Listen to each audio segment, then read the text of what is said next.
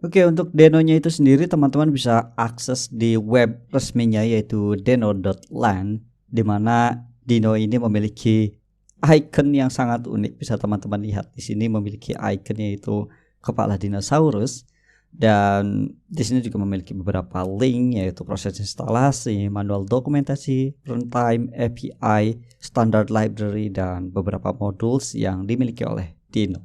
Dan Deno ini juga baru rilis di versi satunya itu di tanggal 13 Mei 2020. Dan sebelum memulai menggunakan Deno, tidak ada salahnya kita perlu kenal terlebih dahulu apa itu Deno.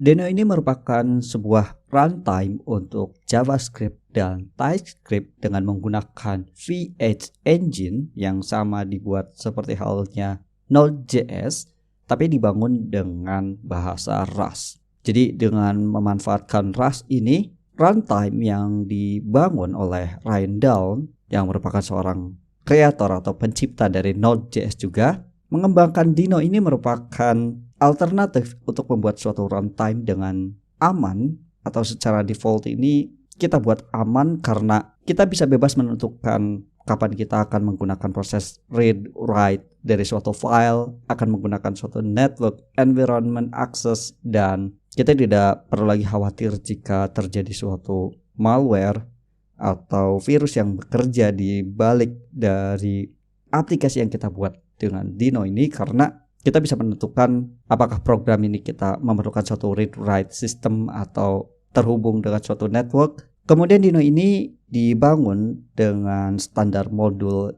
ECMAScript 6 atau ES6, dan proses instalasi third party atau modul library-nya kita akan gunakan melalui imports, bukan lagi menggunakan Node Package Manager, karena di dalam Deno Package Manager yang digunakan akan memproses pada saat kita memanggil package atau bukan hanya third party saja melalui function imports. Nah, sebelum kita mulai, di sini kita akan jelaskan terlebih dahulu aplikasi atau sampel project yang akan kita buat. Kita akan gunakan dengan bahasa TypeScript. Tapi jika teman-teman sudah terbiasa menggunakan JavaScript, teman-teman bisa menggunakannya, karena sekali lagi Deno ini bisa menjalankan JavaScript juga TypeScript sekaligus.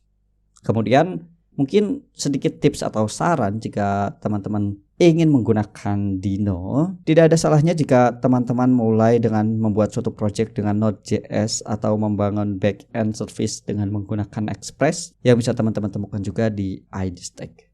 Dan text editornya kita seperti biasa akan menggunakan Visual Studio Code, karena di sana terdapat extension yang membantu kita untuk membangun suatu aplikasi menggunakan Deno runtime ini.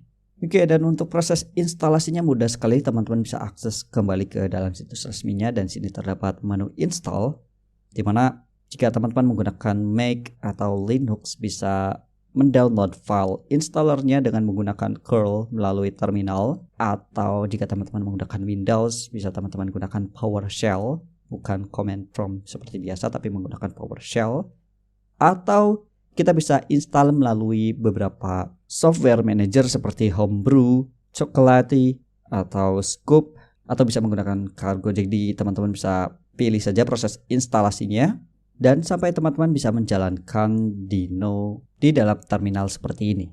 Kemudian teman-teman juga bisa mencoba untuk membuat suatu file dengan extension TypeScript dan bisa meng-copy paste isinya seperti ini, atau bisa menjalankan file TypeScript yang sudah disediakan oleh Deno. Jika kita buka di sini akan menampilkan suatu console log dengan string welcome to Deno, dan kita bisa coba copy paste dan jalankan di dalam terminal.